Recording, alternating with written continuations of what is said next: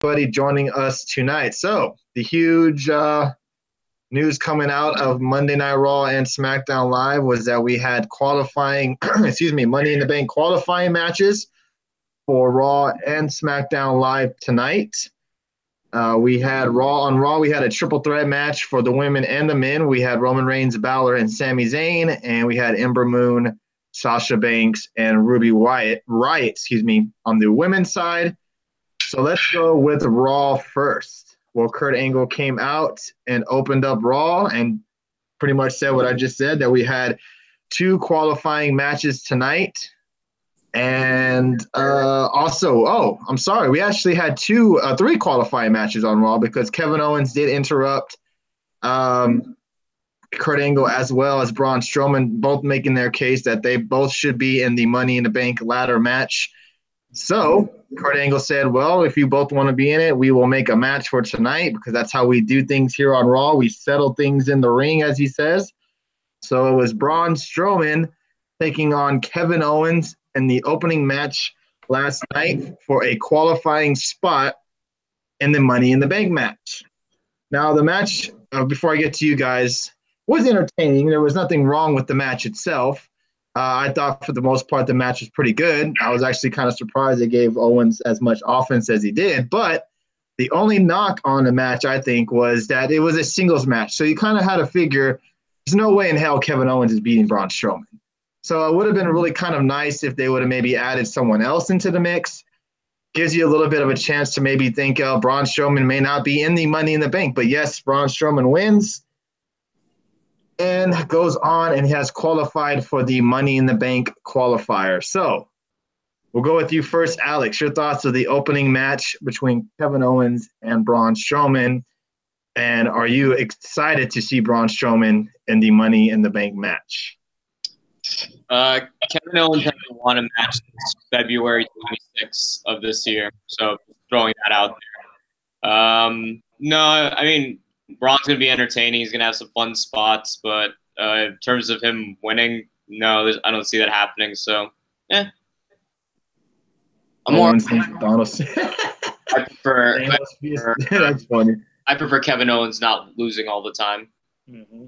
Yeah, it'd be nice. I mean, I'm not sure what they're really doing with him. Don't worry, he's not in any hot water or leaving anytime soon because I just read, and we'll touch more of it on Saturday night, they just recently signed a new 5-year deal with the WWE. So, yeah, he's not going anywhere else. But your thoughts on the match? Did you enjoy the match, or was this same old kind of Braun Strowman match, tackling him at the ringside? Seems to be over with the fans, though. And I thought the match itself wasn't too bad. I think Kevin Owens got enough offense to make him look a little bit credible, but I think we all knew that Braun Strowman was going to win in the outcome. Yeah, no. I obviously love how Kevin Owens sells like all those Braun Strowman tackles. Like, holy crap, him and that are not the best of friends the last 3 weeks. It's entertaining. And I agree, Braun is over. I just don't think that Braun. I don't know. I see Braun more as a spectacle type of wrestler, kind of like an Andre the Giant feel, rather than being pushed as the top guy, you know? But I agree. He's very over. Okay. All right. What about you, Dave? Your thoughts on the opening match between Braun Strowman and Kevin Owens? I must have missed your comments, sir. I'm reading the comments. I'm just not going to comment during when they're talking. I don't want to interrupt them. We will get on to the comments. Go ahead, Dave. I'm sorry. Oh, yeah. I thought the match was really good.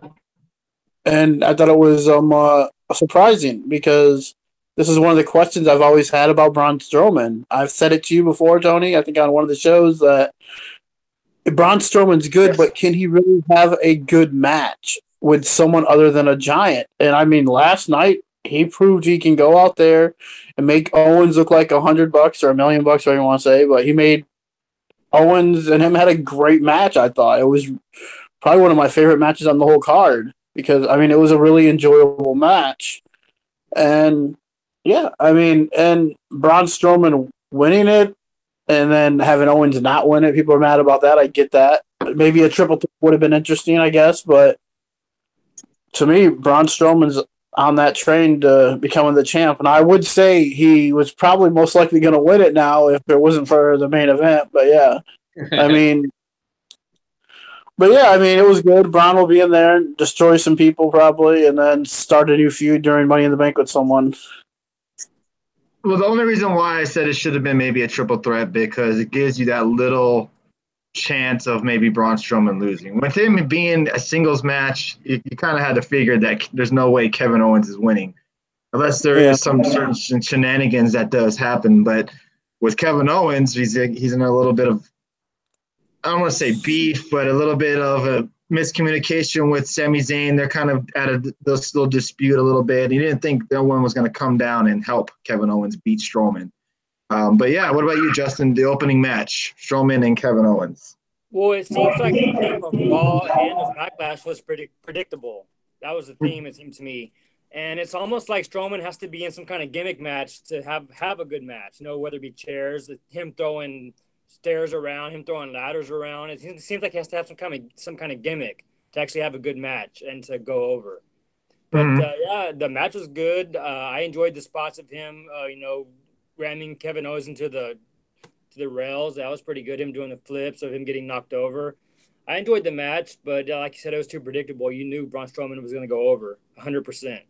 Hey, what's up, Pick and Run? How you doing tonight? Yeah, that's the only gripe. It's a small gripe, at least on my end, that you're going to have a singles match with Strowman who's dominating.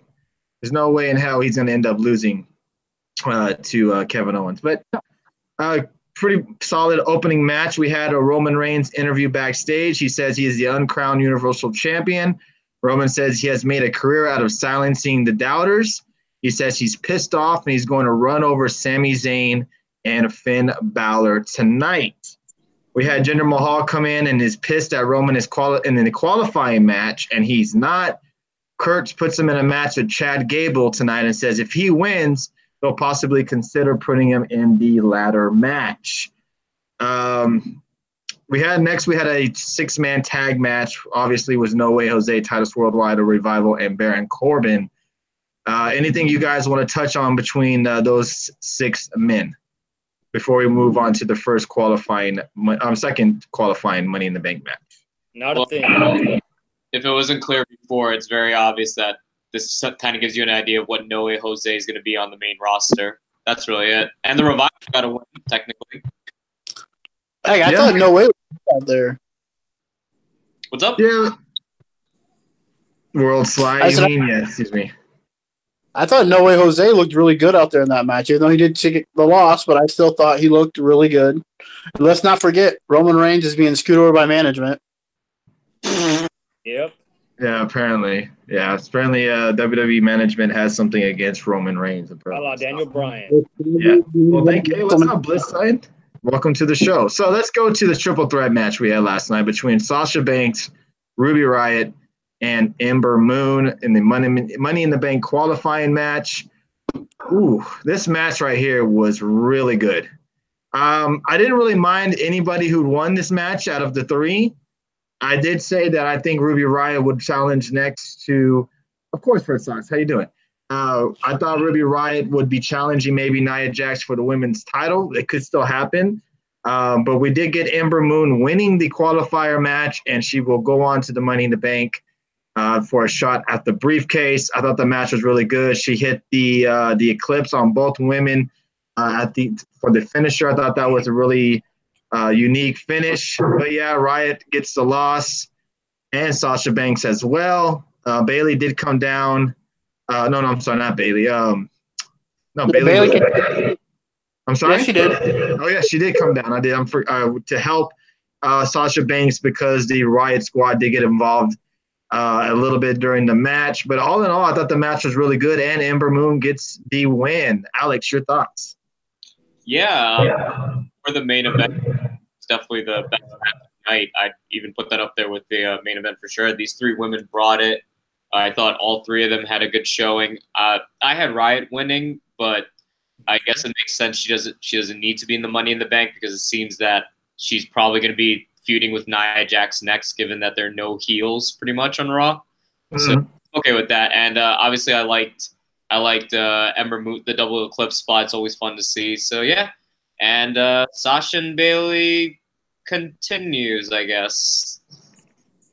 Yeah, they have been eating that feud and storyline for months and months and months, and I think for now, I think that the fans just don't give a shit anymore until something crazy actually happens, maybe between a heel turn between Bailey or something, because man, there's nothing interesting about Bailey and Sasha Banks at the moment. What about you, Dave? Your thoughts of the triple threat match last night?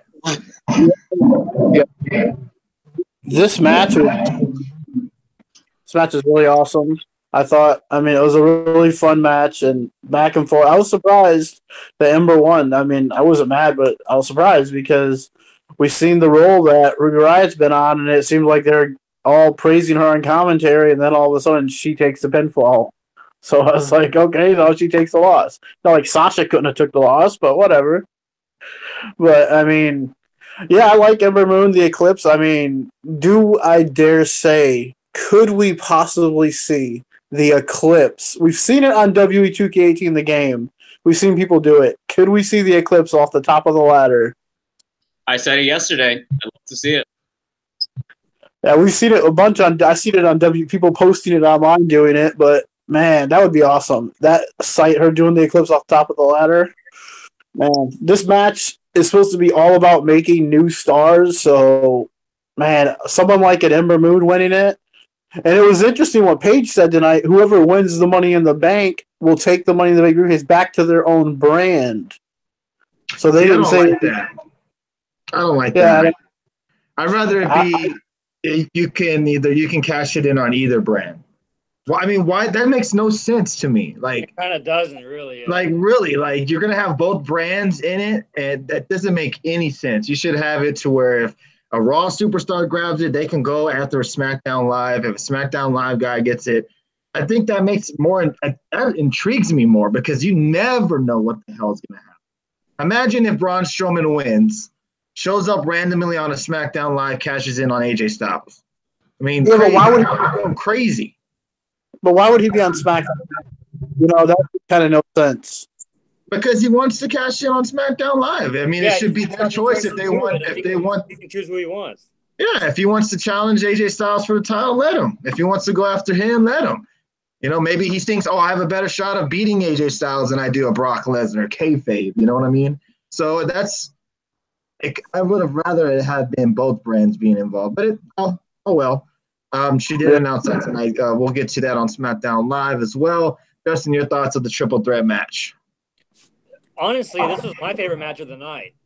Oh, okay. I mean, I've always been big on Sasha Banks and Ruby Riott. She's catching fire, and then Ember Moon is good too. So I mean, all three women did great in this match, and I'm excited to see where they all three go in the future. But Ember Moon gets the win, and I'm pretty excited to see what she's going to do in the match itself. Yeah, I am surprised Budweiser did mention a tag team Money in the Bank match. I'm surprised they're not going that route. They have, I think, 5 or 6 weeks till the Money in the Bank, so they could add it. We never know. I saw what you said, Red Sox. They had 3 briefcases in it, so. And they're doing all those videos with like Breezango, Ascension, all these guys. Yeah, but they did also announce that they're having a tag match next week and to clarify who can be in the Money in the Bank too. So it's like, I don't really. Seriously, do we really believe Ty Dillinger, Mike Bennett going to be in this match? The best one was Primo doing one. Yeah, one. Oh my god. Yeah, Primo did one. You should see the comments people put on him as horrible. It's horrible, man. I mean, I'd love to see Michael Bennett in this match, but it's not going to happen. Nah, it'd be nice to see new guys in it, but we're definitely going to get the vets and probably a couple of new faces like an Ember Moon and I don't know who else. I thought maybe we'd get Chad Gable in it, but it doesn't look like it's going to be that way. Speaking of Chad Gable, we also had Chad Gable versus Jinder Mahal. But before that, we had the highlight package and exclusive interview. Oh my God. Lashley. And here I'm thinking, okay, this is the perfect opportunity for Bobby Lashley to look like a badass because maybe a lot of people forgot who Bobby Lashley was. or forgot, what he did when he was here back in, 10 or 12 years ago, however long it was. And they did kind of bring up his career of, being in the MMA. They didn't bring up Impact Wrestling, of course, but they were mostly talking about his sisters and how they pretty much picked on him and stuff like that. And I'm here thinking, man, this would be awesome if Bobby Lashley looked into that camera and said, you know what, Brock Lesnar, I want you. I'm challenging you. I'm calling you out. But we didn't get any of that. Quick thoughts on the exclusive interview with Bobby Lashley, Alex. Still finding a reason to care about Lashley, guys. I'm sorry? Still finding a reason to care about Lashley. Yeah. Well, they're not really doing a good job. I will give this. I will say this. At Impact, he was booked a lot better. He was more himself in Impact. To add on to that, yes, I agree. And wasn't he called like the Walking Armageddon or something like that? Like that, when like you said just now, like when we saw this highlight package, I was expecting to see that. Maybe more of his Bellator wins, or I obviously they weren't going to show anything from Impact, but something to really build him up as that badass that everyone's trying to tell me he is. So I'll wait till he gets into an actual feud. But yeah, this did not do me any favors for him. Is this going to be a continued thing? Like every Monday they're going to talk about an interview, or is this a one-time thing? That's what I want to know. I hope not. All right, your quick thoughts, Justin, of the Lashley exclusive interview. I agree, Red Sox fan. Well, that video package should have been shown before he even debuted. Like the day he debuted, that video package should have been shown. And the only thing I took out of this interview is he got his ass beat by his sisters all the time. Right. So, the sisters picked on him. He said, and then he, whatever, he talked about him. And I don't know if it's just me, but he looks boring as hell. Like he doesn't want to be there. He does look uninterested in me, to me, and I don't blame him. He looks extremely. I went back and watched the Backlash match at the end, and he's just standing there while Braun Strowman's doing everything. Like, he's just like, here you go, you can do whatever you want to him. He's just standing there like, what the hell, He just looks and that's what I thought. Maybe we would get a heel turn at Backlash. Maybe he had attacked him, but no, we didn't get one that Backlash. So, hey, your quick thoughts on the exclusive interview with Lashley. Lashley is in the same position as Rude. I agree with you. Oh, did they? I had no idea, DX. Man, if we go back to, yes, at the time it was still called TNA, so don't jump me about saying TNA. It was still TNA. Calm down, people. Okay, back in TNA, Bobby Lashley was an ass-kicker machine. Just he was a monster. Him and Kurt Angle had classic matches in Impact or TNA Wrestling when it was called that. I mean, he comes back and you're like, ooh, we're going to get so. Him and Bobby Roode even had some classic matches going back a little bit. It's like, man, we're going to see this ass kicker Bobby Lashley. Sweet. We're going to see this interview talking about how badass he is. He's going to come back and destroy this division on Raw. And then we get, my sisters used to beat me up, and I get used on with a broomstick. Yeah. And then talk about my 10th sister, Jaquam. She used to do this. It's like, what the hell kind of interview is this? What are we doing? A wrestling show. I didn't know this was Home and Family on Hallmark Channel. Yeah. I mean, jeez. I mean, this was bad. All that work he did in TNA becoming a badass. Yep. They killed it in a 5-minute interview. Yeah. It almost makes you think if he regrets coming back. I regret him coming back now. Well, let's see what happens in the next couple of weeks. Let's see what happens in the next couple of weeks. His sister has a better chance against Brock Lesnar than he does. This was terrible. Right? He was building up his sisters more than he was building up himself. Maybe he turns into like a Santina kind of deal. That'd be kind of I don't know what. No, seriously. I don't know what that was all about. I mean, I instantly thought of Shelton Benjamin and his mama when this was going on. It's like, oh, crap. Is this going to be one of those things again? Yeah, so I guess we just got to see. Yeah, Vince booking pretty much. We'll see what happens with Bobby Lashley in the next couple of weeks. Maybe even if it's in a Money in the Bank qualifying match. We got to even see that. All right, so next we had Chad Gable versus Jinder Mahal. Jinder Mahal gets to win with a little bit of a help from the Singh brother. He did attack him a little bit after the match. But yeah, Jinder Mahal gets the win over Chad Gable. Anything you guys want to say about that particular match? I thought it was. What was that, Dave? I was saying I thought it was a good match, and I told Alex this earlier that when this beatdown was going down, I honestly thought Jason Jordan was going to come out. I actually thought Jason Jordan was going to come out in a different segment, but we'll touch on that. But yeah, I think nothing really to go on this, but other than Jinder Mahal trying to prove to Kurt Angle that he should be in the Money in the Bank match and defeating Chad Gable, getting out of that little bit of a losing funk that he was having in the last couple of weeks. Next, we did have Alex and Justin's favorite Drew McIntyre and Dolph Ziggler taking on Heath Slater and Rhino, former 3MB members going at it. Dolph Ziggler and Drew McIntyre get the win. And I'm telling you, man, this tag team, I know you guys want a Drew McIntyre singles run, but this tag team right here has some potential. And you got two solid guys who can work on the microphone and in the ring. The sky is the limit with McIntyre and Ziggler. So, Alex, your thoughts of the tag match we got last night? He should be favorite. Wait, is there? No, you're skipping a little bit. All right, how am I sounding right now? Good. Okay, yeah, no, I was just nothing really to say much on the match itself, but I'm telling you guys, I say it every week at this point. Like, Drew looks like a superstar. Look at how he is when he comes out of his entrance. Look at the confidence he has, and then look how he is in there. In terms of the match itself, I'm so glad that Drew no-sold the shit out of that 3MB nostalgic attempt from Heath Slater. I think he's way past that jobber gimmick, and they should keep that. That's as far as they should go with a 3MB reunion, as far as I'm concerned. Yeah, well, yeah, they are still, and they're still technically facing jobbers. I am interested to see him actually against, I guess, a real technical tag team, like against the Woken Lovers or. Well, now you've been presented, they've been called officially a tag team, so they will be in the division. So yeah, we'll probably get that soon. Yeah, I can't wait. I'm very interested to see what they do with Ziggler and McIntyre. Dave, your thoughts?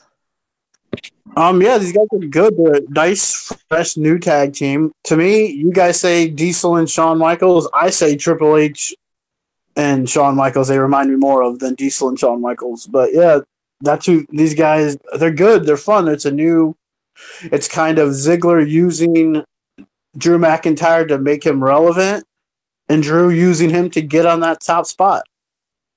Yeah, I mean, of course, Ziggler needs to be relevant, so why not use the biggest star from NXT, Drew McIntyre? Yeah, I agree with you.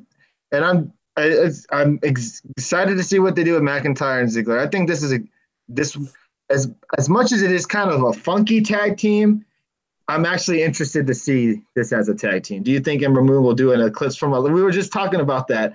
Do you think Ember Moon will do an eclipse from a ladder? It's going to be.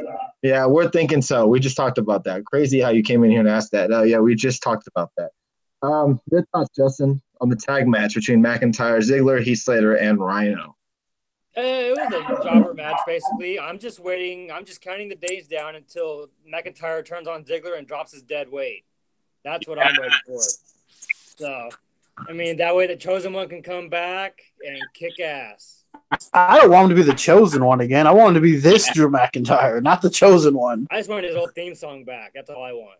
Everybody wants Drew McIntyre's old theme song back, but I like the one he has now. I do too. It's badass. I just like the old one too. Yeah, there you go. Look at Queen. She's like mimicking Dave. Dolph is trying to hold on. He's becoming irrelevant. Yeah, there you go. Loser, that's why. There you go. Damn, settle down now. All right, come on now. Ziggler he's a future Hall of Famer now. He's an HBK wannabe that can't. I don't know about that. Now, Ziggler Hall of Famer, that's a little bit far fetched, but I do like Ziggler's in ring work. I think he does good in ring. Wild. I do like his. Go ahead. Ziggler would probably be a WWE Hall of Famer, because that's so hard to get into. Yeah. I mean, look at Kid Rock. He got into the WWE. Hey, what's up, Dr. Huge? How you doing? Great show tonight, man. Earlier tonight. post show. Don't forget to watch Dr. Hughes. He'll be on tomorrow night, I believe, as well. So check him out. He also does Impact pre-show, so check him out as well. Thursday evenings as well. Yeah, no problem, man. Thank you for your you gives us shout outs on your show as well. Dolph benefits more outside of WWE. Oh, definitely. I agree with you on that. Let me get. Appreciate the super, man. I'm guessing he's saying Japan for Dolph Ziggler, right? Red Sox fan. He'll benefit in Japan. He does acting and he does comedy shows and stuff like that outside. Yeah, Ziggler has a lot to do outside of WWE. Yeah, so I agree with you on that. He can go away. No one really cares about him in WWE. Exactly. Calm down, everybody. Jeez, Lord. Appreciate the super hearts, love. Thank you very much again. This is Get the Tables podcast, episode 129, everybody. Crazy, over 100 episodes. We are live every Tuesdays, Thursdays, and Saturdays, sometimes on Sundays when there is a pay-per-view of WWE or Impact Wrestling. So thank you guys for joining us on this kind of late evening on a Tuesday. Have a feeling Mickie James will win the Money in the Bank. They keep hitting her tying Trish. What do you guys think about that? I don't care about Lynch winning. He gets some Money in the Bank. But no, Charlotte has the spot, so whatever. Yeah, maybe Mickie James does win the Money in the Bank. That'd be a shocker. All right, so third week in a row, everybody. Not like you guys. Yeah, I know, Bliss, crazy. I remember how we were so interested in seeing a third streak week of seeing Bobby Roode taking on Elias in a one-on-one match. Elias and Bobby Roode didn't even play up to Bobby Roode's injury of last week. I don't think if guys remember when he had that sudden throat injury and they had to stop the match. Well, I think they forgot that happened last week.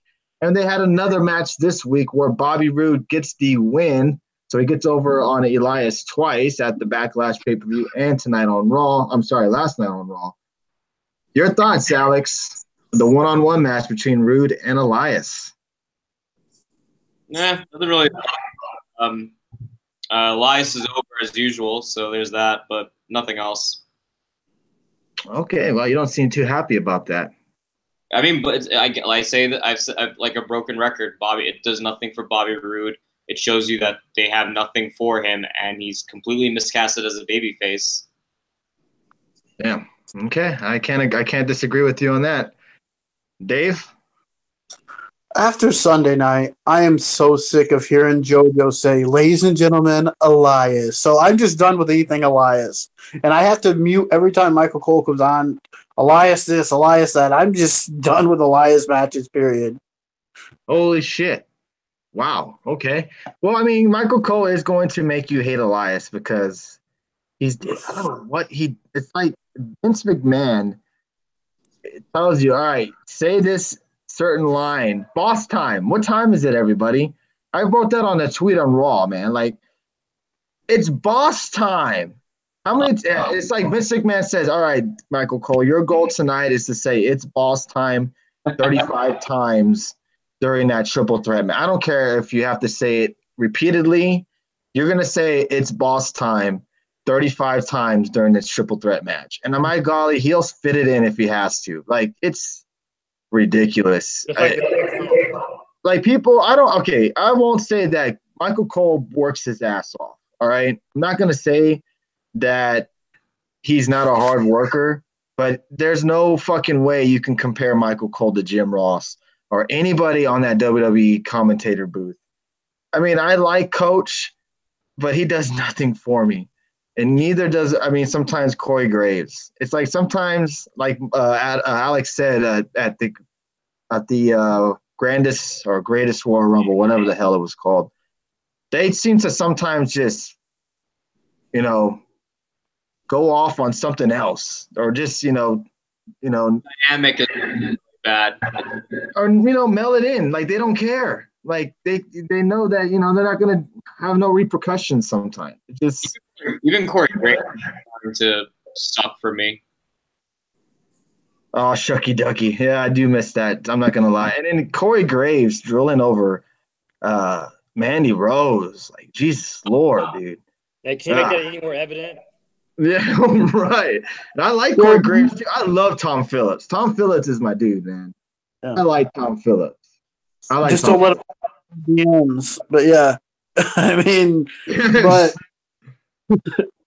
but Graves, yeah, you remember the Rumble when Stephanie was there and he was just drooling all over Mandy Rose, and she's like, "Stop it!" You know, it was just like, wow. I mean, it gets bad. I don't mind the SmackDown team with them because it doesn't seem as produced or as annoying as Coach Graves and Cole. Phillips, Saxton, and Graves just some reason they click all well together. Like when he tells Saxon to shut up or Phillips to shut up, it's entertaining to me. Right. Oh, that's funny. One word for Mandy Royce, boing. That's that's funny. That's funny. I can't deny that. That's funny. That's funny. Your thoughts, Justin, Rude, and Elias for the third straight week in a row.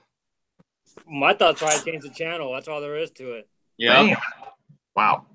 And that's to me, that's just lazy ass booking right there. That's just lazy ass booking. Yep. Like that's just to me, that's just like, you know what, whatever. All right. So next we had Seth Rollins, everybody, and this guy right here is the definition of Mr. Monday Night. Yeah. I think we can all say that Seth Rollins right now is Raw, and his title is what is all about Raw right now. I mean, it's not the world title. Come on, it's hard. Come on, Red Sox fan. You can't deny what Seth Rollins is doing right now. The IC title is the best title on Raw, hands Like, down. seriously, man. He's having a great 2018. He's not RVD. He's better than RVD. What the fuck you talking about? How dare you compare Rollins to RVD? What? Come on now, bro. All right, anyways, Seth Rollins makes his way to the ring. Seth says he feels great after last night and Miz took him to the limit. He is proud that he is still the IC champion. Seth says he wants to be a champion that is here every single week. Seth says Money in the Bank is not his focus, which is, I was actually surprised to hear him say that he's not going to try to be in the Money in the Bank match. And pretty much he's saying he's going to defend his title at the Money in the Bank. Well, anyways, says he's not focused on the Money in the Bank match, but he's focused on to make the IC title the title. He says he is issuing an open challenge to defend his title.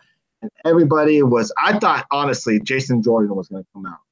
Like, are we going to get the return of Jason Jordan? I thought that would have been a nice little touch. No, we got Mojo.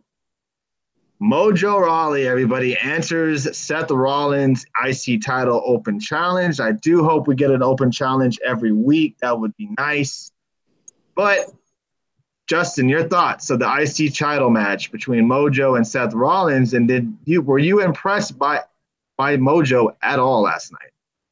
I wasn't too impressed by the match, I guess. I mean, it was good, but he's going against Mojo Rawley, so there was nothing really special about it. And he's not bad in the ring, I guess, but he can definitely improve in a lot of ways.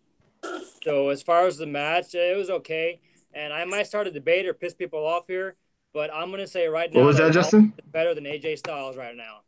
Whoa!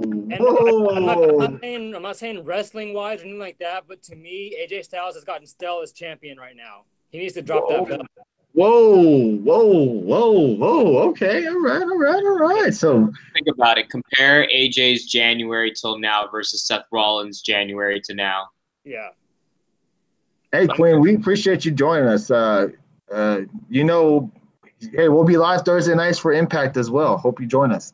And Justin's saying Seth Rollins hotter than AJ Styles now. I'm just saying Styles is just bland right now. His run has kind of gotten stale. Like, you know what I mean? That's just me, though. So. Right now. It's hard to disagree with you, man. It's hard to disagree with you. Alex, your thoughts? IC title match, and did they make Rawley look legit last night? Yeah, I just to add on what you guys, everyone's been pretty much saying. Seth Rollins, forget Raw. I think he's the biggest thing in WWE right now. He's hotter than Daniel Bryan. And yes, it's granted Daniel Bryan just came back, but he's definitely currently ahead of AJ Styles in terms of their booking and their momentum. I mean, look at how they've both been since January. So personally, everyone's saying, we're reading rumors that Braun Strowman's kind of being built to be the top guy. I disagree. Braun's a great spectacle, but look at the current wrestling world we live in. Seth Rollins can do everything that you want. He can give you great matches. He can work actually believable as a face. He's consistently over, getting more over each time. And yeah, I'm excited to see what he does. I think he's ready to face Brock Lesnar, to tell you the truth. This is a different Rollins than the 2015 heel Rollins. So there's that. In terms of the match with Mojo, it was all right. I mean, it was definitely Mojo's best match. No surprise there. And as for Jason Jordan, Tony, I think the fact that Rollins is doing these open challenges and we still have 6 weeks until Money in the Bank, we'll probably see Jason Jordan soon. Yeah, we talk New Japan Pro Wrestling on Saturday nights. ROH, we don't really touch on too much. But New Japan Pro Wrestling, we do touch on. We touch on it on Saturday night. Saturday for 10 minutes, Red Sox fan says. Oh, what a damn asshole, man. Dave, your thoughts? Sorry, but the Seth Rollins love train ends here. I'm sorry, it ends here. I'm just not. Yeah, Seth Rollins is the hottest mid-carder in WWE. You're right, he is. Because that's what he's the mid-card champion. So, yeah, I mean, he beat Mojo Rawley. Okay, you beat Mojo Rawley. Okay, good for you. People want to see Zack Ryder over Mojo Rawley. I mean, go on. Well, it's in his hometown, though. That's exactly. Is it Mojo's from Edward Shocks, Virginia? That just threw me, but okay. But yeah, yeah, it would have been better though. But yeah, more Monday Night Rollins, I guess. But yeah, that does kind of sound like Mr. Monday Night RVD though. Oh God, no! I think we're gonna have Saturday night. I think it's. Wait, what's up, Johnny Fred? How you doing, bro? Haven't seen you in a while. We definitely. I think Saturday night is going to be a Seth Rollins AJ Styles debate. I think we're gonna have a debate, Styles and Rollins, because this is a little bit of a heated conversation here. I've heard a lot of combos, a lot of tweets and talk between these two guys and who's better and stuff like that. So we'll touch on that on Saturday. Seth Rollins with this torn ACL could do better than Rob Van Dam could for me. I'm sorry, it's not AJ Styles' fault he doesn't get injured. What if Dixie Carter came to NXT in a segment with EC3 Dots?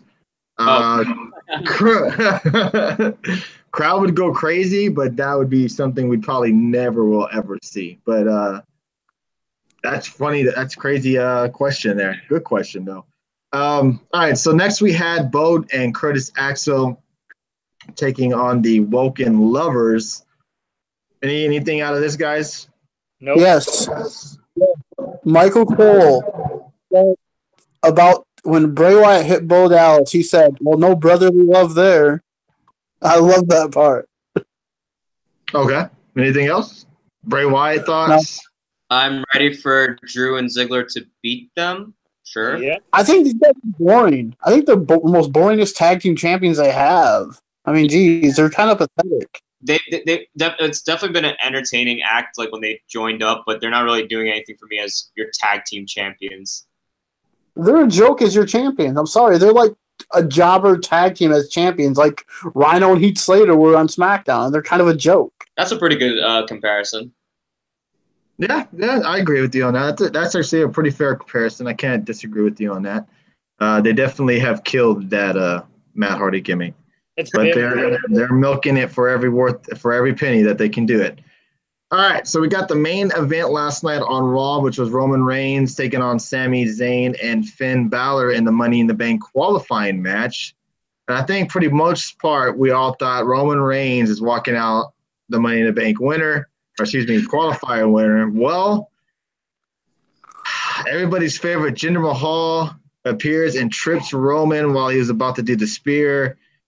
Sammy hits a hell of a kick to Roman. Finn takes down Sammy and nails the coup de grace on him for the 1-2-3. Winner is Finn Balor. Finn Balor has qualified for the Money in the Bank. And Roman Reigns is screwed out of a qualifier for the Money in the Bank by Jinder Mahal. Now, we'll touch more on this on Saturday, but they have been rumors and speculation that WWE has not given up on trying to get Roman Reigns over, and that they're going to keep trying and probably try to do the whole storyline gimmick, what they did with Daniel Bryan, having the management against Roman Reigns, and they're going to fail horribly. Yes, they are. Before I get to everybody else's thoughts, I just want to say something really quick. And I was watching the Jay Little show last night. He was talking about Raw, and he was talking about how they need to make Roman Reigns heel, which we have all said on the show before. And he talked about transition and how guys have transitioned over the years. And, when guys have become stale, they have tried some different stuff with other guys. For example, Hulk Hogan for a while, he was the most over guy with the fans, kind of went stale, went to WCW, turned heel, joined the NWO, and it was the end of that. I mean, he was the most popular guy in wrestling. I mean, he helped WCW pave the way and go over WWE for quite some time. And I don't understand what is the problem and why are they so scared to do that with Roman Reigns. They've done it with several other guys, Rock, Stone Cold Steve Austin, even Bret Hart, a guy that was loved by many fans, came heel, hated America, talked about the USA, talked about how he hated America, all this and that. I mean, they've done it with several stars. Yep. And for some reason, Roman Reigns is a guy that they cannot flip. We've seen it with Daniel Bryan. We've seen it with Ambrose. We've seen it with Seth Rollins. They've basically seen it with almost every guy on the goddamn roster. But when it comes to Roman Reigns, it's Vince McMahon's precious little stone. And it seems like he cannot give up or let go that this guy cannot get over with the fans. And I just don't understand it. And it's just frustrating. And it's not Roman Reigns' fault. He is a good wrestler. He's possibly a really great wrestler. He does good work. But booking-wise, it's stale and needs to go, and they need to do something different with the man quickly. Now, I'm sorry for my rant. We'll go to you, Alex. Your thoughts of the main event last night on Raw. Yeah, I thought it was a good triple threat. I love the back and forth between Sami Zayn and Balor. I think Mahal turned face, guys, last night. The crowd was definitely got excited when he prevented Roman from doing it. Obviously, we'll save the whole Roman what they're trying to do now for Saturday, so I won't touch on that now. But yeah, don't be surprised if Roman plays the screwed over line and somehow makes his way in the Money in the Bank. When Jinder Mahal is getting cheered over Roman Reigns, WWE, there's a fucking problem. And why can't you wake up? Seriously, dude. I'm reading right now that Roman and Jinder are scheduled for the next few months, house show wise. So we're gonna get that Punjabi big dog prison. What's up, Dreo? How you doing, man? What's up, Dreo? How you doing tonight, dude? Thank you for joining us. Another fellow fan who watches our Thursday Night Impact shows. Dreo, how you doing tonight? All right, Justin, your thoughts. Main event, Roman Reigns loses, Finn Balor wins. Yeah, I was honestly surprised that Balor got the win. And like Alex just said, we just saw a face turn by Jinder Mahal. And, I mean, that's crazy. And like you just said, when you have Jinder Mahal being cheered over Roman Reigns, there is a major problem. And for some reason, they don't see that.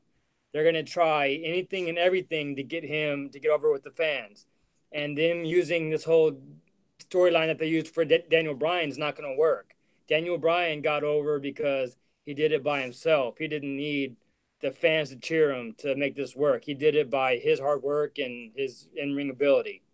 But anyway, that's where it's something else. But the best runs or face runs or getting the fans behind him, it has to happen organically. yes. It can't be thrown at you on a plate in front of your face.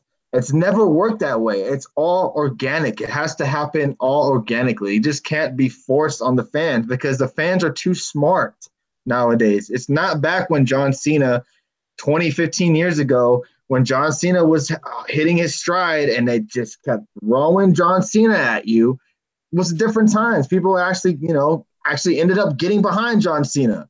Yep. Roman Reigns they're not going to let that happen. Fans are not going to fall for it. Well, no matter what they do, they're not going to fall for any type of cheering for Roman Reigns, no matter what. We saw it at Backlash as a perfect example. The fans were walking out as soon as he won. Right, exactly. And we were having a group chat. If you want to show WWE your displeasure with Roman Reigns, or not even specifically Roman Reigns, but the booking and how this guy, they just keep throwing him at us. When he has matches, walk out of the arena. Don't watch. I know it's something that'll never happen, but if he main events Money in the Bank, main events the Raw segment or Raw for next week against Jinder Mahal, have the fans walk out, have a protest of some sort to show WWE that I'm tired of this shit. But it's never going to happen that way. Dave, go ahead, continue your thoughts on the main event. It was okay. I agree with Justin. I thought the women's was better. I just thought that match was better. Maybe it's because it was different. Like, we haven't seen – I was really rooting for Sami Zayn in this match. Nothing against Finn Balor fans, but whatever. Like Alex. Uh-oh. Alex gone. Sorry, Alex. I didn't mean to curse you, but whatever. He's gone now. Oh, shit. But, yeah, I thought – I wanted Zayn to win more, so, yeah. And your thought – the whole Roman Reigns thing, and it's like – it's frustrating because we're probably gonna see Roman Reigns and Jinder going forward, and it's like it's never gonna stop. It seems like they just don't understand what's going on, and it's so frustrating. And you know what's really funny? If we never got the CM Punk podcast, that Epic Colt Cabana podcast, and then the whole leak stuff that came out about Roman Reigns is gonna be the next top guy and all that, and CM Punk saying all that stuff about him, like, they told me I'm going over, I gotta make sure Roman looks strong, and that just killed him because that made fans even hate Roman even more because CM Punk said all that stuff about him. And when CM Punk first said the Shield, a lot of CM Punk fans remember this, he asked for Seth Rollins, Dean Ambrose, and Cassius Ohno to be the Shield. And WWE put their own guy, Roman, in it instead. So it's like, since then, Roman is... And I hate all these people who put on Twitter that say, you guys can boo Roman all you want, but he's over and he draws. Well, if he's a face and you're getting booed and people don't like him, you can boo... Keep doing it. I don't care. Like Tony said, walk out. Turn the channel when he wrestles. That'll show them people are tuning out. And I'm just so sick of it. It seems like Roman is going to be putting the Money in the Bank, and it's like, this is the only match he hasn't won, so it makes you think he's going to freaking win the damn thing now, too, if he's putting the match. Yeah. I mean, it's hard to disagree with you. And I'm curious to see how he does, how his merchandise sales are. So, I don't have my notebook here with me in front of me to go over the last couple of weeks of Raw's SmackDown Live ratings that we have given it. I think last week's Raw's ratings were not so good. I think last week we gave it was it bad? I can't remember. Damn it, I wish I had my notebook. Oh, here it is. My handy dandy notebook. I have it, everybody. I have it. Don't worry. Handy dandy notebook is right here in front of me. All right. Excuse me. Before we move on to SmackDown Live. Okay, so last week's Raw, and that was the go home show, everybody. Don't forget. We all gave it. Dave gave it a 5. Oh, I'm sorry. That was SmackDown Live. Sorry. Dave gave it a big fat 0. I actually gave it a 3. Justin gave it a 1.5, and Alex gave it a 2 out of 5. So, will the trend continue? Remember, don't forget our Backlash reviews. Dave gave it a 1. Alex gave it a 1. I gave it a 1.5. Justin, were you able to watch Backlash? Yeah, I'd say a 2. Oh, and Justin gave it a 2. So not very good reviews, and pretty much everybody in the chat room all gave it a bad review on Sunday night. So, Raw ratings, everybody. Get your ratings ready. What did you guys think of Raw last night? Dave? I'll give it a 3. Okay, a 3. All right, Alex. I'll give it a 2 again. Oh, now Tony's left. Oh shit! Tony, no, Damn it! I can leave, but not you. Wow. So there we go. We're back, everybody. We're back. All right, what did you say? 2. A 2. Okay, Justin. You should have heard. I'm gonna go 2 as well. It was horrible. It's the trend's continuing. Damn. All right, I'm gonna also give it a 2, but I gotta give major props to the triple threat women's match. Last thing I do is a -5. Yeah, we talked about Ashley Dreo. I give it a 2 sweet. There we go. I like that. So yeah, not a good review for the Raw show this past night. Thank you for everybody showing us love tonight and joining us. So let's go to SmackDown Live, everybody. SmackDown Live was tonight, where we had 2 other qualifying matches, one from the women, one from the male. The male side, was there one from the male or 2 from the male? One from the male, right? One. No, 2 from the male. Excuse me. We had The Miz take on Jeff Hardy. We also had Daniel Bryan take on Rusev. Also from the women's side, we had Charlotte Flair take on Peyton Royce. Like Dave said, Paige opened up SmackDown. She mentions Carmella's victory over Charlotte Flair. She also mentions that the WWE title situation. Paige says that their match was on its way to becoming an instant classic until they got into a low blow confrontation that neither man could recover from. Paige says she did not see that happening when she made the no disqualification stipulation. We will hear from both men tonight. And she also mentioned that there will be 2 ladder matches at the Money in the Bank, one for the men, one for the women. Paige says she needs the best that SmackDown has to offer so they can bring the briefcase back to this brand. So maybe she's not specifically saying that it's just for that specific brand, but maybe she wants SmackDown to win. Well, it sounded like said whoever wins the briefcase going to take it back to their Pacific brand. That's what it sounded to me. I could be wrong, but that's what I took from it. Okay. Come on, you seriously can't compete 2 days after you low blowed, right? Yeah. Shitty GM she is. Holy crap. All right, the Hardy versus Miz, great match, and then I should have turned the channel. Wow. Oh, damn. Okay. How long until Hogan is SmackDown GM? I wouldn't hold your breath on that, Porter. So let's go to the opening match, which was Jeff Hardy versus The Miz, Money in the Bank qualifying match. The Miz beats Jeff Hardy in a hell of a SmackDown Live opener. Alex, your thoughts of Jeff Hardy versus The Miz? Miz yet again has another good match, guys. I mean, that's a lot of carrying those guys have been doing for him. I mean, he's such a terrible worker, so I'm glad that Jeff Hardy carried him, right, guys? So yeah. As usual, it was a great back and forth. That ending sequence was really entertaining. I honestly, how could you not have Jeff Hardy in a ladder match? And the fact that he hit the Swanton Bomb, I thought he had it. And then The Miz did the roll up, and it was fun. So it was, like I said, it was a good match. Hardy will obviously be defending his U.S. title down the line, and The Miz will be in the Money in the Bank. And you guys know my plan in the bank. Yeah, I mentioned it last Saturday night that, how cool would it be if Bryan wins the title and that same night Miz cashes in on Daniel Bryan. I mean, that would be heartbreaking and awesome all at the same time. Justin, your thoughts? Jeff Hardy and The Miz opening up SmackDown Live. I thought it was a real good match. And to me, it seems like Jeff Hardy's turning back the clock. Like, I wouldn't say like 2008, 2009. But, I mean, he's definitely turning back the clock. He's putting on some good matches. And The Miz is just The Miz. He's going to put on a good match regardless. Yeah. So, I mean, I'm glad Miz won. But it would have been nice to see Jeff Hardy in a ladder match again. But yeah, The Miz love is strong tonight, except for a couple of people in the chat room. Funny comments. What about you, you're Dave, opening for SmackDown Live? First off, Justin, plug your ears. You're not going to want to hear this.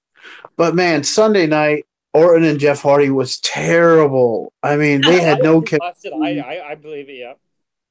And man, everyone thought, man, Jeff Hardy has sure. Everyone was saying this Sunday night, I believe. Man, Jeff Hardy has lost a step. He's just not the same anymore. He looks older. He can't move around that good. And tonight, man, Jeff and Miz went out there and put out a match of the year, and they freaking killed it tonight. Way better than any of that match of the Orton. Way better. I mean, wow, it's like night and day comparison. I mean, because man. Miz looked great. One thing, I like both guys. I'm a big fan of both guys. And yes, he did it again. Wow. He did it. What the heck? Oh, did you oh, shit. He's gone again. You don't want us to be on no more. Just tell us. I know, right? It's like he just left us. Jeez. Wow. False advertising. I thought we were getting the 4 horsemen. Right. There it goes. They're back, everybody. Yeah, they're back, everybody. Hey, continue, Dave. I'm sorry. I was just saying the Miz was good. I like both guys. I'm a big Miz supporter. But one thing I did not like I didn't like the finish so much. Now, people can say why. Well, the reason is because I don't like the fact that Jeff Hardy hit his finisher on the Miz, and it did nothing to the Miz, and he just rolls him up 1, 2, 3. I don't like that. He just beat Randy Orton with that same move, but yet Miz rolls him up easy, small package. I mean, if he would have blocked it or put his knees up, that'd have been one thing. That'd have probably been a better finish. But to have Jeff hit his finish and Miz no sells and just rolls him up, I didn't like that. He just killed his finish kind of to me. So I didn't like that part of it. But otherwise, the match was great. I mean, the match was awesome. Jinder Mahal could learn something from the Miz. How you take Whisper in the Wind move. That's how you do it. Don't just stand in for the weight and fall down. But yeah, I mean, match was awesome. Match of the fucking night for sure. So everything else was fails in comparison for the rest of the night. Yeah, like Budweiser said it himself, great opening match, but after that, I should have changed the channel, he said. So, yeah. Again, thank you, everybody, for joining us, episode 130. Thank you for the solid plus 700 plus viewers tonight. Even though it's been a slow, I think after Sunday night, I think everybody wanted to take a break from wrestling. So we thank you guys for joining us and being hardcore lovers of the show and interacting with us throughout the night. Appreciate that. Even on the people on YouTube as well. Second match of the night was also another qualifying match. It was Charlotte Flair taking on Peyton Royce. Charlotte Flair wins. And she's going on with Ember Moon in the qualifying for Money in the Bank. So far it's Charlotte and Ember Moon. Alex, your thoughts on Charlotte beating Peyton Royce and going on to the Money in the Bank? I got a lot of questions, but I stand by my statement. This is nothing for me. If you want to justify that Charlotte gets a nice spot doing a moonsault up the ladder over building your new stars, then we are going to be on completely different sides at this point forever. Because what more do you need Charlotte to do to do this? Are you saying she needs to be redeemed? She's won 6 titles, beaten the streak. She's probably going to main event WrestleMania next year. Honestly, I want Charlotte to take some time off. I'm kind of tired of her. So with that said, you had Billie Kay lose in her debut, and then you had Peyton Royce lose tonight cleanly, may I add. And last week. Yep. And you can tell me that, oh, it's not Peyton's time now. But look at the trend of all your NXT call-ups that are basically in purgatory now. Look how they were booked. And then come back to me and tell me how this is okay for me. So, whatever. Yeah, I agree with you on that. And I saw Bob Aruski put a good tweet out, said, I think Charlotte should lose to Peyton Royce and take some time off, kind of recharge the batteries a little bit, you know? I don't hate Charlotte. I think she's as close as it gets to the complete pack. Well, never mind. That's what Tessa Blanchard is. But Charlotte does fit that complete package perfectly, but she is bland to me. She needs some time off. Yeah, she needs some time off. She needs to let these other women on SmackDown Live get some time. Yes. Other than always have Charlotte on SmackDown Live every week. I think they need to have her off TV a little bit. They should have had her. What they should have done was had the same moonsault spot again. And Royce moves. She tweaks her knee again. And this time they could play something up to it. So maybe she said, oh, she hurt her knee and she's going to be out for a couple of weeks. Kind of maybe what they're doing with Alexa Bliss. Like, I think that would have worked a little bit better than have Charlotte win again. She's going to be in the Money in the Bank where it's a possibly good chance she's going to win. So, I mean, I kind of agree with you guys. I want Candice LeRae. And it's not probably next year. And it's not even so much that Charlotte is going to win the Money in the Bank. I still don't think she will. But like you said, like, this doesn't do anything for the rest of your women's division. You have a pretty stacked roster in terms of that side. So why not give them the showcase at the Money in the Bank? Like a moonsault for one night excitement is nothing for me for. Yeah, that's basically what they booked her for. Your thoughts, Dave? I'm sorry, Justin. We'll go with Justin. Yeah, I mean, we all sound like broken records here. This would have been the perfect opportunity to showcase some of your new talent in a match like this. And I think Peyton Royce would have definitely benefited from it. You know, maybe she wouldn't have won the match, but she would have definitely showcased what she can do. And quite honestly, I'm getting tired of Charlotte also. But I think the thing that she needs is a heel turn, even though there's not a lot of faces on SmackDown I don't think of right now. But she just needs a totally different deal than what she's doing right now. She just is not good as a face to me. Okay. All right. Fair enough. Dave? Yeah, I can agree with that part, Justin. Make her a heel again because she was a great heel on Raw when she was there. She was great. But yeah, I mean, the match, I get what people are saying about it. I didn't think Peyton Royce was going to beat Charlotte. I just didn't, just because it's like, how can you have her lose to Carmella, who someone she shouldn't have lost to, then turn around 2 days later and lose to Peyton Royce? I just didn't think that would make much sense. But, I mean, Peyton Royce is these kind of duo really taking some heat because it's like, man, not heat, but they're taking a lot of losses. First, Billie Kay loses. Then last week, Peyton Royce tapped out to Asuka last week. Then this week, she loses clean. Exactly. I mean, yeah, I said that last week. It didn't look good, and it doesn't look good. I don't think they should have been putting that match anyway.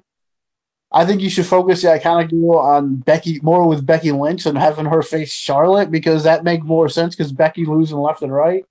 Right. But Charlotte, I don't know if she's stale or if she's boring.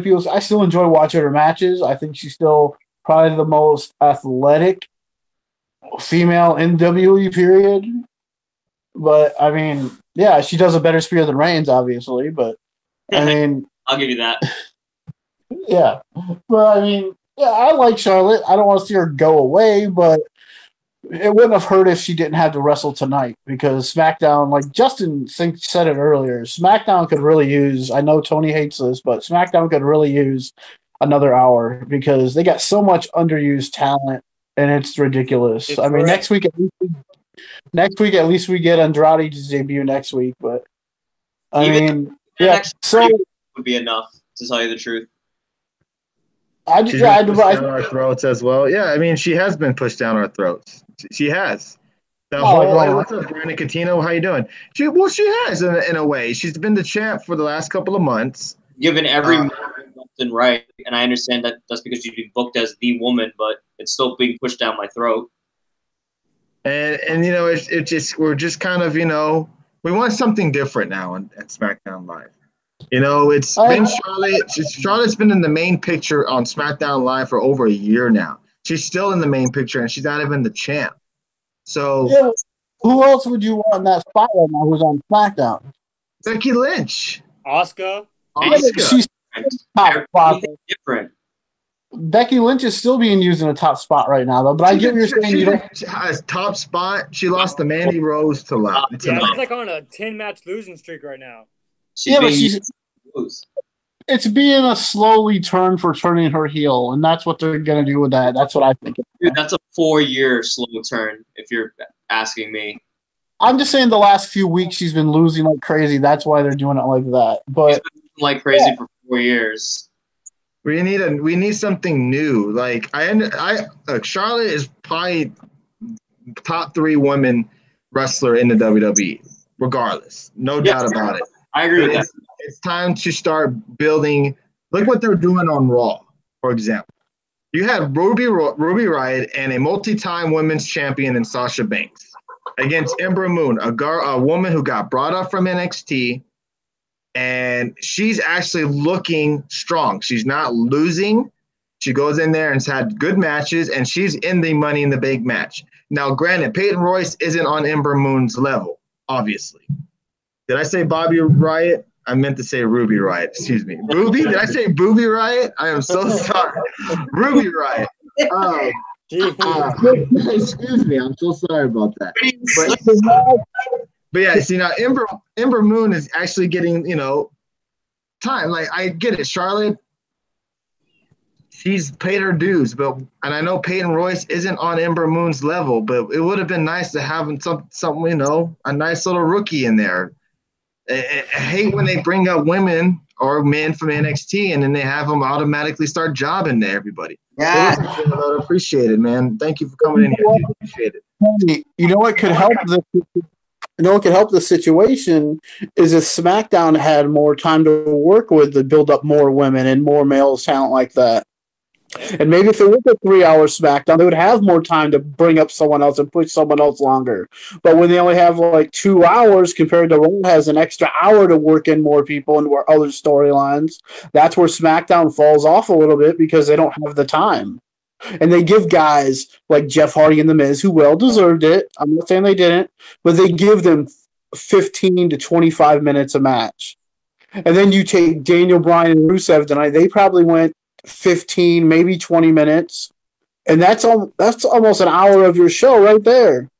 And Dave, to add to your point, that's definitely the problem with the women. You say who can take Charlotte's place because of the 2-hour slot. There hasn't been time. We don't know what other women can do because they haven't been built up. Exactly. And yeah, I mean, I would. To that, a good example is they did not even mention one single tag team tonight. Not one person on a tag team was mentioned tonight. Bludgeon Brothers were featured by Story and Zack Ryder's faction. Oh, I missed that part then. And they mentioned him, Justin. And the New Day are a tag team. Oh, that's true. Yeah, but they're also kind of teasing of a breakup a little bit. But see, the thing is with Charlotte Flair is that it's time for some fresh women to get involved in the mix. And the Iconics, like, I understand they were nothing great in NXT, and they were starting to get their stride at near the end of their run in NXT, and now they moved to the main roster. But it seems like the women from the main roster, unless your name is Sasha Banks, Bayley, are part of that 4 horsewomen, when you moved up from NXT, it hasn't been a really good run for you. I mean, Ruby Riott maybe is another woman that's had a pretty successful run, but other than that, Carmella, it took her some time. And even in that, when she won the Money in the Bank, everybody still felt that she's a joke. So, you could also say the same thing on the Raw side for the Shield. I mean, if you're not one of the 3 Shield members, even though Ambrose is injured right now, you're not getting a top spot on Raw because you got to deal with Rollins and Reigns right now for now. But other guys aren't really, unless you're a Shield member, you're in the top spot featured every week. Dave, remember, you only get maybe 2 women's segments compared to the majority of Raw or SmackDown being men's segments. So for the women's division, you're right, Sox. Well, SmackDown 2 hours too. Raw has 3, so we're getting more stuff. Yeah, Dean Ambrose does need to turn. I'm sure he'll be back hopefully shortly. Justin, your thoughts on the women's qualifying match? I already said it. Yeah. Did you? Yeah. I'm sorry. Okay. Did I ask everybody? I think I did. Then all right. Why does Carmella get no heat? That's a good question. Why does Carmella get no heat? She gets no reaction whatsoever. Yeah. Maybe because she's boring. Kind of boring. I'm curious to why she gets no reaction. See, I don't find her interesting either, so I think she's kind of boring. Liv Morgan will be better, guys. Don't worry. No, nobody takes Mella seriously. Mella makes money. Mella is money. Excuse me, because she's bad in the ring and meh on the mic skills. God damn. She can talk, but no one cares. I mean, she's a good talker, but just no one cares at all. No one cares about her. She's not bad. People rather. I agree. I think I would love to see Asuka in a top spot right now, or even a Becky Lynch. People like that. But That's right, Budweiser. Next week we got Melibration, everybody in the UK. Also, we had Cesaro take on Xavier Woods in a one-on-one match. Looks like New Day and The Bar are in a little bit of a feud right now. Cesaro gets the win over Xavier Woods in a pretty solid one-on-one match. They also announced next week on SmackDown Live, we will get Cesaro taking on, it's a tag match between New Day and The Bar, and the winner of the match gets to pick one participant to go on to the Money in the Bank match. So that's interesting. I think everybody maybe was probably pulling for possibly Cesaro to be involved in it. I'm kind of hoping maybe Big E. That's just me. But I think it'd be. I like that. I would think Kofi. New Day wins and then Kofi gets put in or something like that. But quick thoughts on this one-on-one matchup, Alex. I mean, it was good, better than last week's because Cesaro and not Sheamus. I'm ready for the Bar to split up. I said it over and over. I'm ready for Cesaro to get back in the singles division. I feel like the Bar has done everything they could as a team. Nothing else really to comment on. I agree with you. I'd love to see Cesaro, Big E, and the Money in the Bank. Yeah, Kofi with the ladder is always exciting. That's for sure. Justin, quick thoughts? Yeah, I agree with Alex. I kind of feel that Sheamus is basically holding Cesaro back. Yeah.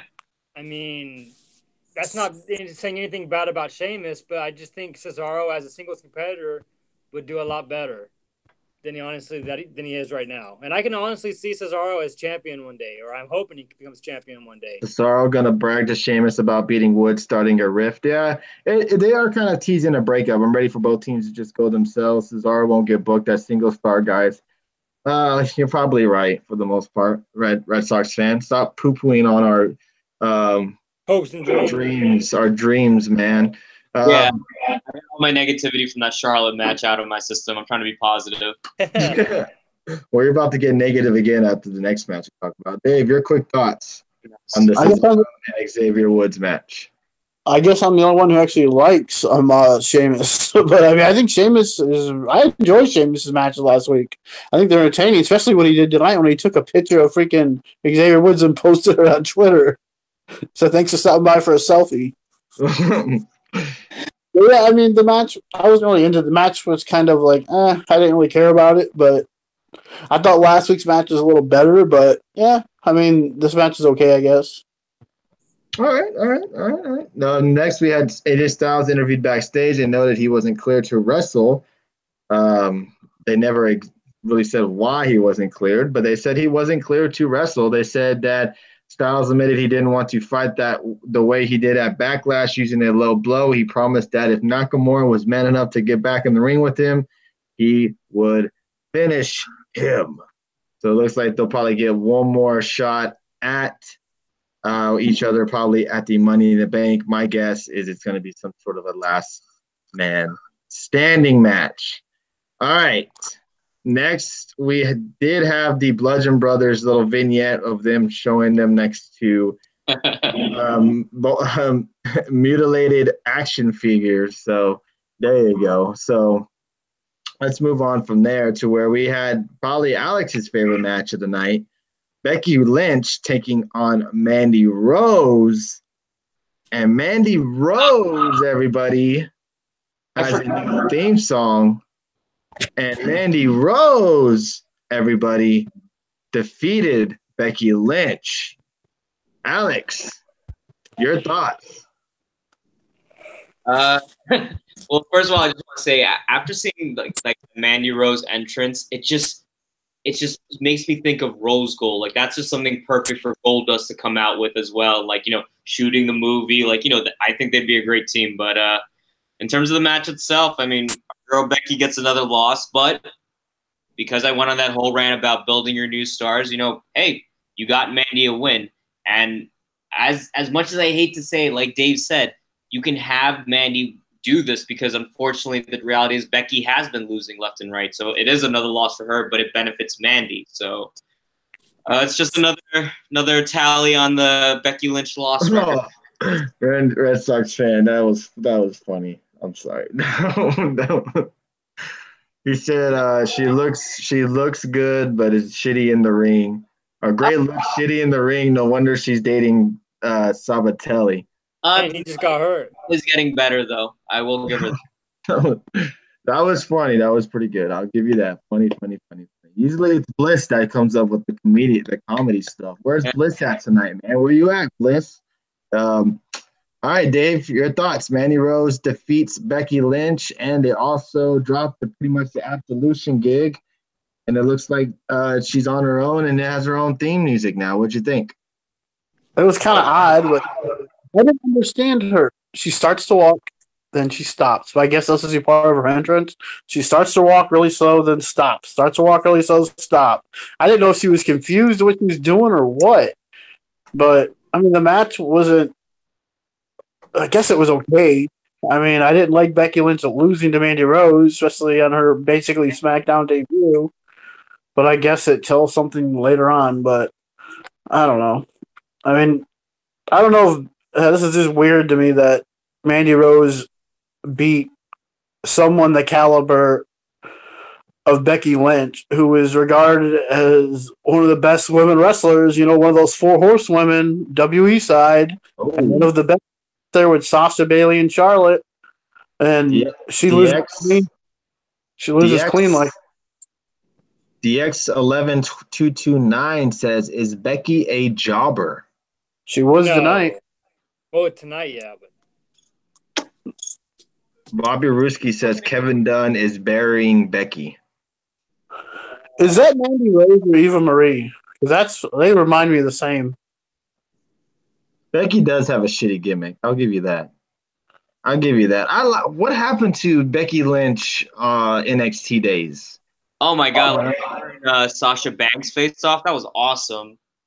Yeah, that match was hell yes. Yeah, Becky Lynch lost, Dreo. Yeah, speaking of the 4 horsewomen, the other 2 UFC horsewomen signed. Yep, we know all about that. Budweiser. We'll be touching on that Saturday night, 100%. I'm so excited for that. Oh, great. Yeah, so we're definitely will be touching on that on Saturday night. Don't forget Saturday nights, everybody. Is our Shoot the Shit show. We talk about everything on Saturday nights. We go through all the dirt sheets. And yes, we do talk about the dirt sheets, but how often when we touch on the dirt sheets, does any of it absolutely come true? Very slim. So it's just kind of fun to talk about. It's kind of like our Around the Horn show on Saturday nights. So we do appreciate everybody joining us. And we finally hit over 30 subscribers on YouTube. So thank you, everybody that's been watching us both on Periscope and on YouTube. Thank you for all the subscribers. I think what I'm going to probably do very soon is do a special giveaway for subscribers on YouTube. So that's another kind of a reason for you guys to follow us on YouTube. A lot of easier way for you guys to touch on to win a giveaway. No. See, the thing is, if you're gonna bash our only 10-minute segments, and you're bashing Alex, because Alex is the guy who runs that segment. They go as long as how long Alex wants them to go for. So it would be great. It would be great if Red Sox fan like called in. Yeah, what about Red Sox? Yeah, Red Sox fan, you're more than welcome to call into the show and have a little one-on-one conversation with Alex about New Japan and whatever else is going on. You're more than welcome to, my friend. We're inviting you onto the show. So hopefully you'll accept our offer. Maybe you can have some talking segments. I bet I'll be too drunk and high by the time you start. Oh, okay. Well, nice. Fair enough. That's the best time to come on and talk. I love those type of talks. Yeah, there you go. Everyone see Jericho new. Yes, we'll touching on all of that Budweiser Saturday night. Trust me. I'm going to play it on Saturday night. I'm going to play Jericho's little rant that he did backstage. I'm going to play it on Saturday night show. So, Justin, your thoughts? Mandy Rose defeating Becky Lynch. Well, to continue what Dave was saying about her entrance, it kind of reminds me of Taya Valkyrie, how she stop, start. She walks real slow like that too. But it seemed more out of place to me because that makes sense.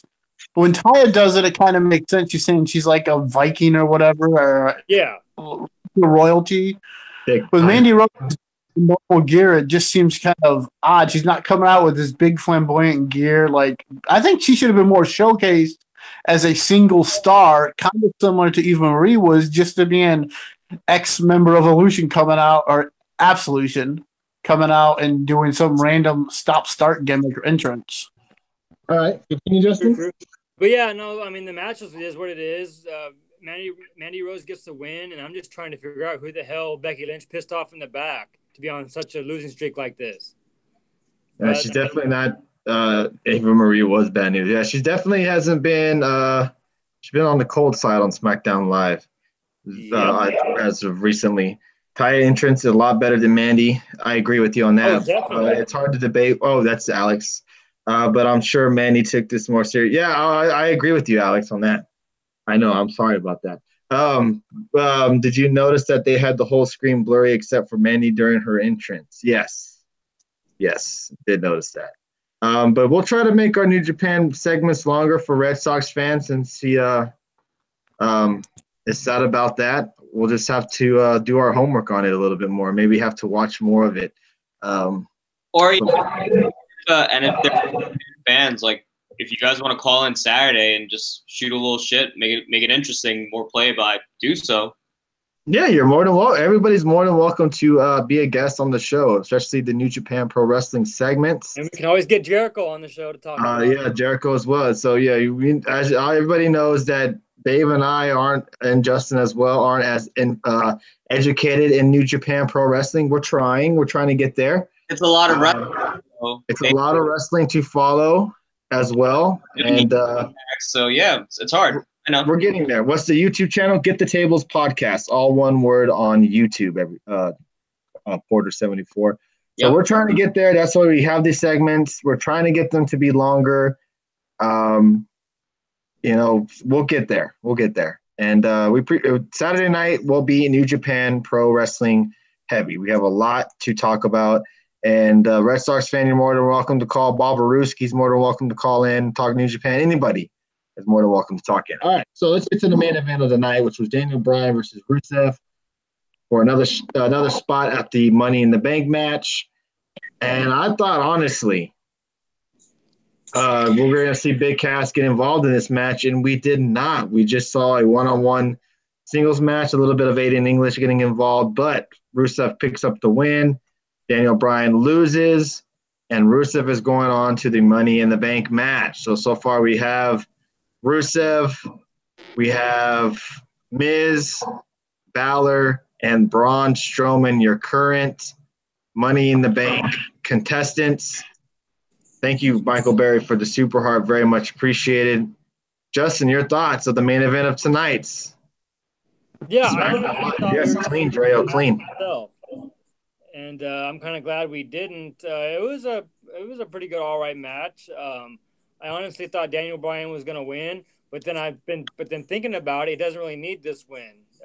Rusev needed it more, to me anyway. So I mean, that's basically what happened. All right, fair enough. Dave?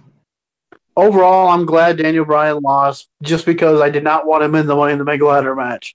But I was really surprised that he lost cleanly. Like I told you guys earlier, I figured, okay, we're going to see a good match and with Miz and Hardy, and we did. And then Kaz is going to interfere and cost Daniel Bryan the match and continue their feud. But, yeah, something Big Cass couldn't do. Rusev beat Bryan 1-2-3 clean in the ring. Yeah, Rusev gets the win cleanly over Daniel Bryan, but they are playing up the rib injury that Daniel Bryan is playing up right now. So, yeah, he has a rib injury. Why Daniel? Because I don't think they want Daniel Bryan in the Money in the Bank match. I don't as a fan. For I don't. Only, I think. Alex, your thoughts? Main event. It was a good match. I also like to think that they want to keep Daniel Bryan and The Miz as far away as possible, like kind of just keep the feud right now on Twitter and until they finally do build up to it. So I guess in that sense it works. I agree with you guys. I was expecting Big Cass to do something. I wasn't expecting Bryan to lose cleanly as he did, but hey, Rusev Day fans, enjoy. Yeah, Rusev is now in the Money in the Bank match. Like I said, along with Miz, Braun Strowman, and Finn Balor. Next week on Raw, I'm sure we'll find out more on the women's side and men's side as well. So, yeah, that's SmackDown Live tonight, everybody. Wow, we made it to a little bit over an hour and a half on both shows. And good job, guys. Let's get on our rating fingers ready for SmackDown Live. I'm going back to our last ratings. Last week, everybody, SmackDown Live, Justin gave it a 1.5. Well, they just cleared the guy. I'll be scared to have him in a near ladder inning. Yes, exactly, bro. Alex gave it a 1. Cave gave SmackDown Live last week a 5. And I gave it a 2.5. So, will SmackDown Live get 2 weeks of 5s from Dave? Dave, your ratings for SmackDown Live tonight. Miz and Jeff Hardy in the main event, wrestling on TV again. That's a 5 easy. Wow. Oh, wow. 3 weeks of 5s from Dave. Okay. How many Money in the Bank matches? I'm thinking 2. I'm thinking just 2. 3 on the WWE Twitter thing. Yeah, it shows 3 briefcases on the deal. Oh, Yeah. Really? So possibly a tag team Money in the Bank match. Also, I did forget to mention that next week will be a Mela celebration, and also we get the debut of Cien Almas live. Andrade Almas, excuse me, live from the UK. So he should get a nice little pop from them. Are you excited, Alex? Fuck yeah, I'm excited. Alex, be honest. Are you more excited for Andrade or Zelina Vega? Okay, in order of priority, it goes Zelina Vega on Tuesdays, and then of course Andrade. I want them together. I want them together because I am big on Almas. And we're not biased toward WWE. We talk about everything. We even have a damn I almost said it. An Impact show, man. Damn. What else more do you want, Red Sox fan? Jesus. All right, Alex, your thought. I already said your last week. I think you gave it a 1.5. Oh, I already know yours. A 0, correct? I'm a man of my word, guys. If Vega and Almas weren't on tonight, SmackDown gets a 0. The pictures That's were correct, on. Brandon. Yeah, he was technically on SmackDown Live. Yeah, he was on it. He was technically on it. The pictures were on it. He technically was. Remember my video? I said if I don't hear that music, they get a 0. Okay, so yes, next week is the debut of Almas. Justin, your ratings for SmackDown Live. Everybody's in the chat room. You know Please. what? I didn't think it was honestly that bad. I'm gonna give it a 3. You're right, Red Sox fan. It was, and with your help, it changed. And we used to do Impact shows. It just started not to become successful anymore. All right, Justin gives it a 3. Red Sox fan, you don't know our history, man. This show's been going on for longer than it's been on Periscope. Trust me. All right, I'm going to give tonight's SmackDown Live. We got a solid opener. We got Daniel Bryan in the match with Rusev. I'm going to give it a 2.5. 2.5. 2.5 for SmackDown Live. So, yeah, it sounds like a lot of tonight's of Raw and SmackDown Live was bickering. A lot of bickering tonight between the two shows, between Roman Reigns, between Charlotte, between how people are being booked, just how the matches are themselves, how SmackDown Live should be longer. It's just a lot of bickering tonight. It's been a real negative night tonight. Don't y'all a little bit of agree tonight? A little bit of a negative night? You can say that. We don't have the same type of vibe going tonight. And I agree with Red Sox fan. I absolutely 100% agree with Red Sox fan. UK shows are usually shitty, man. The pre-tape shows for Raw are never really good. And we get that for the next 2 weeks. They are overseas in London and the UK for 2 weeks, everybody. So get ready for that. That'll be the only time where Bailey will be super over. Yep. Oh, yeah. So. That's funny. I got a little thing that I heard for the Impact people for this Thursday is that Sami Callihan attacked Don Callis. Alex, your man. I know. That's why he hasn't been responding to me. Oh my goodness. I hope he's all right. So find out Thursday night what happened with Don Callis and Sami Callihan. I think we're also getting a tag match between LAX versus Andrew Everett and I think Desmond Xavier, if I'm not mistaken. Now, that should be a really good match. Also, we're getting Pentagon Jr. against the most overrated guy in Impact, Eli Drake, and that's not an insult. That's a fact. Yeah. Also, probably the stuff between Su Yung and Rosemary, probably the fallout. Yeah. Rosemary ACL. She's going to be out for the rest of the year. Oh, shit. That was apparently the whole reason for that Su Yung spot. Oh, wow. All right, Brandon. Thank you, Brandon Contino, for joining us tonight and having a little cameo on Alex's Periscope the other night. That was awesome. Hope to see you Thursday night, man. Thanks, man. Yeah, that is crazy. I caught a replay for Backlash with you guys. It was awesome, especially Alex's in-house reviews. Oh, thank you, No Lane is easy. Appreciate that, man. Very nice of you to say that. I hope you were able to follow our show. Impact signed 4 new knockouts. Okay. We'll touch on that on Thursday night. What did you chat? Rosemary tore her ACL, and she's out for the rest of the year, Babaruski. I know. Just remember, Tony, Winter is coming. Remember her? Lord. Winter. Wait, I don't know that Impact reference. Hey, what's up, bot? How you doing tonight? Do you remember Katie Burchill? She was Katie Burchill in WE, but yeah. She's coming back? Wow. Isn't she the one that had that incest relation with the doll? Yes. The pirate, her brother, pirate, yeah. Wait, what's she doing on Impact right now? She just signed and she's back, I guess, on the tapings coming up, but yeah, she's back with Impact again. Did she sign? Yes. I know me and Tony really remember that one stuff she was doing with who was Angelina Love, like where she had under her spell and she was her zombie and all that. Y'all and y'all's teasers, man. Impact gets real interesting in the next few weeks. Look at you guys and y'all's teasers. Impact will probably be better than Raw and SmackDown this week again. Whoa. Damn, I'm disappointed about Rosemary. Son of a bitch. I know. That was so sad. But when she comes back, it's going to be crazy. I'm thinking what's interesting with the Impact is you just say yes or no. Is it dealing with Callihan? No, I think honestly, I think the most interesting thing about Impact right now is that Knockouts division. I mean, I think it really is. I mean, you got and also Tessa Blanchard is supposed to talk this week, I believe, so she's going to be on there this week. And I think that's what's most interesting about it. I mean, I'm really digging this Su Yung character. Red Sox fan has been saying she's probably one of the best workers from Japan. So I think she's from Japan. But yeah, I'm digging this character. So it's going to be. I know we usually talk about Impact on Tuesdays, but I'm really digging what's happening here in Pentagon.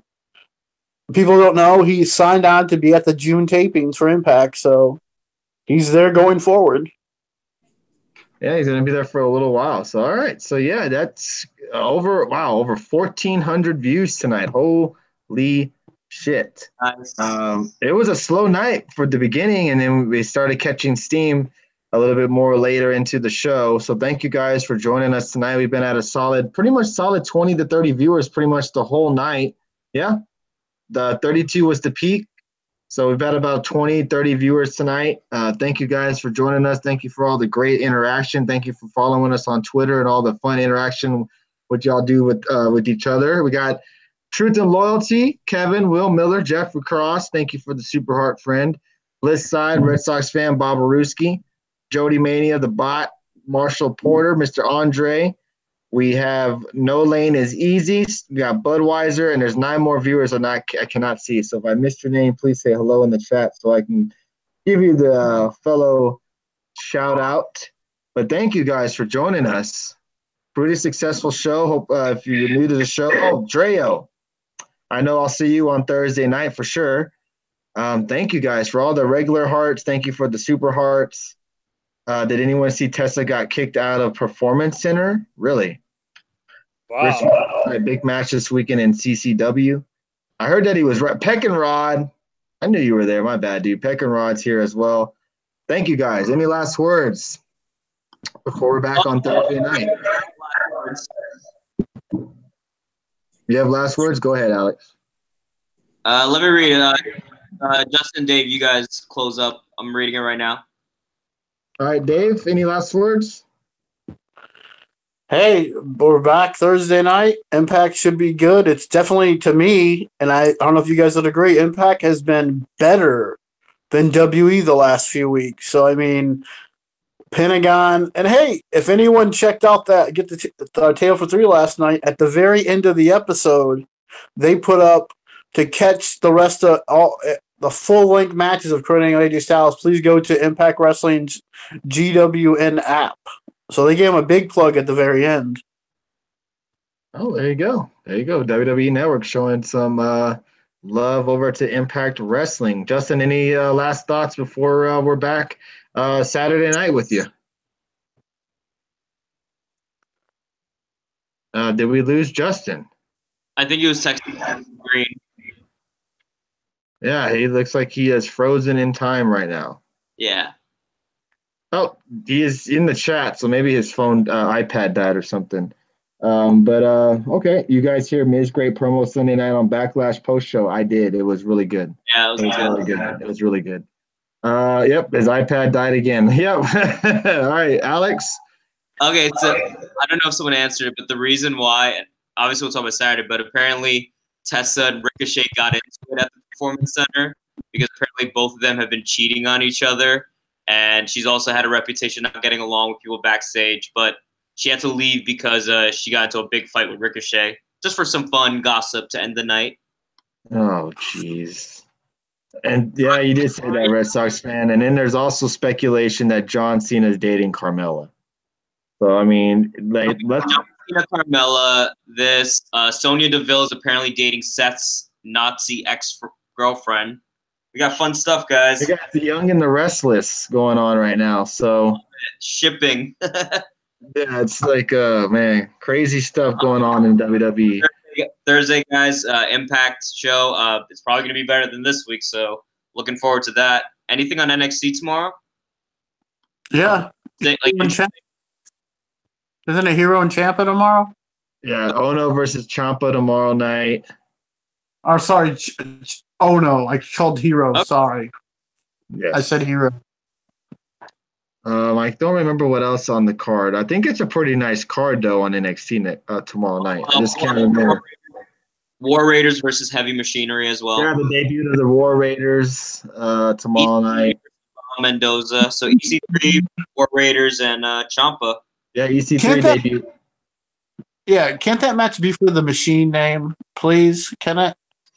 Oh, you want the Machine name, please? Heavy Raiders and War Machine?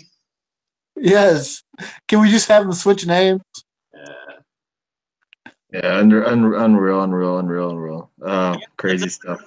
But yeah, thank you guys for joining us again. Thank you for the solid 1,500 viewers tonight. Y'all are they'll make our nights very, very special. So thank you guys for all the hard work you guys do, and thank you for Justin and Dave and Alex for joining us on a late Tuesday night. We kept it under 2 hours, everybody. So thank you guys very, very much for all the super hearts, for all the regular hearts. If you're new to the show, thank you for hitting that follow button. Don't forget, we are live on YouTube as well, everybody, on YouTube at Get the Tables podcast. Dave and Ant will in a minute talk some sense into him. I'm not sure what he said, Red Sox fan. Probably talking about Ciampa and Gargano, I think. We'll talk about on Thursday how they're ruining NXT, apparently, to him. So thank you guys very much, Red Sox fan. Much love, but I'm kicking your ass at SummerSlam. And that's it. Anything else? Here's something for you. You know what's fun about wrestling? We don't all have to like the same stuff. But Red Sox fan, he wants you to like New Japan Pro Wrestling. And No, he's complaining about us liking Ciampa and Gargano. That's what he's complaining about. That they're ruining NXT and all that. Jeez. I think it's his gimmick, and his gimmick is going to get him destroyed at SummerSlam. All I have to say is, Red Sox fan, Tony said, "Fuck you." Nothing else, guys. It's been a great turnout. Thank you, everyone. He says I'm going to be history come SummerSlam. Jeez. I'm going to SummerSlam. We're going to be dead meat that same night. Damn. Good night. Good show. Thank you, guys. Thank you, guys, for all the love. Thank you for all the hearts again. Thank you for the followers. We're almost at 800 followers, and we hit over 1,000 followers, everybody, on Twitter.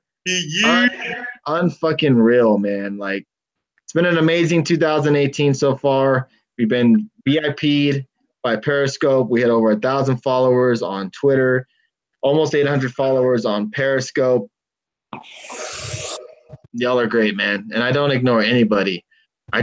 Listen, guys, when these guys are talking, I'm not going to read the chat because I don't want to throw these guys off for a loop.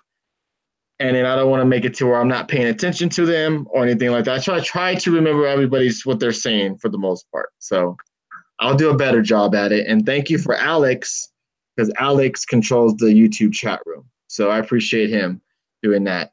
I don't read the chat on YouTube. I don't. Yes, mini featured broadcasts. Thank you for reminding me there, Jody. Man, Red Sox fan is such an asshole, man. You should Texas Kid right now too. What did he say? Okay, what's so far is, of course, the Smarks, nothing but 5 stars. Wait, can you hear me? All right, yeah, you're good now.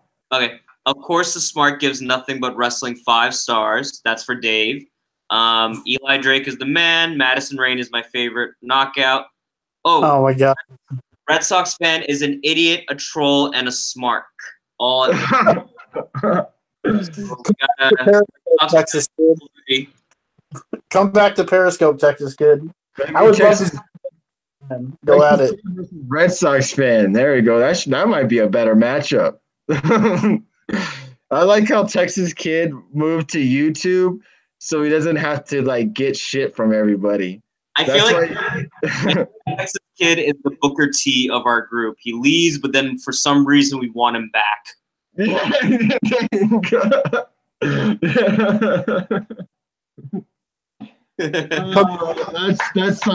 the perfect. That is the perfect definition. That's what happens when we finish on time. We have more stuff to talk about. That's funny. Yeah, Texas Kid hates trolls. That is funny though. Like, that is so true. Like, people hate on him in the chat, but when he's not here for a little while, they're like, "Where's Texas Kid? Where's he been? Where's Texas Kid at?"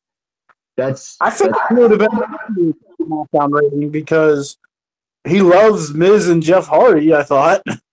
But he doesn't. Oh, because it's not Monday Night Rollins. Rollins gets 5 stars everywhere. Come on, it's not like he had a 5-star match with Mojo freaking Rawley. I mean, come on. Oh, that's funny. That's funny. Hey, thank you, Bot, for the super heart. I think she left, but thank you for the super heart, Bot. If you're back in here, thank you again. That was very nice of you. All right, so we're gonna wrap up the show. Thank you guys for all the super hearts. Thank you all for coming in here and joining us tonight. Some good laughs tonight to end our night.